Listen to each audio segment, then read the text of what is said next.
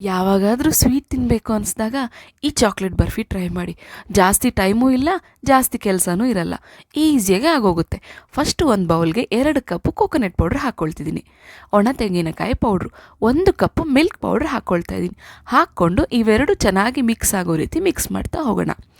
ಇವಾಗ ನಾನಿಲ್ಲಿ ಅರ್ಧ ಕಪ್ಪು ಕೋಕೋ ಪೌಡ್ರ್ ಹಾಕ್ಕೊಳ್ತಾ ಇದ್ದೀನಿ. ಹಾಕ್ಕೊಂಡು ಮತ್ತೆ ಇನ್ನೊಂದು ಸಲ ಅದೇ ರೀತಿ ಮಿಕ್ಸ್ ಮಾಡ್ತಾ ಹೋಗೋಣ. ಒಣ ತೆಂಗಿನಕಾಯಿ ಪೌಡ್ರು, ಹಾಲಿನ ಪೌಡ್ರು, ಹಾಗೆ ಕೋಕೋ ಪೌಡ್ರು, ಈ 3 ಚೆನ್ನಾಗಿ ಮಿಕ್ಸ್ ಆಗೋ ರೀತಿ ಮಿಕ್ಸ್ ಮಾಡ್ತಾ ಹೋಗೋಣ.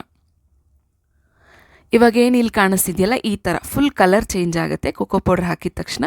ಈ ರೀತಿ ಮಿಕ್ಸ್ ಆಗಿದ ನಂತರ ನಾನಿಲ್ಲಿ ಮಿಲ್ಕ್ ಮೇಡ್ ಹಾಕ್ತಾಯಿದ್ದೀನಿ.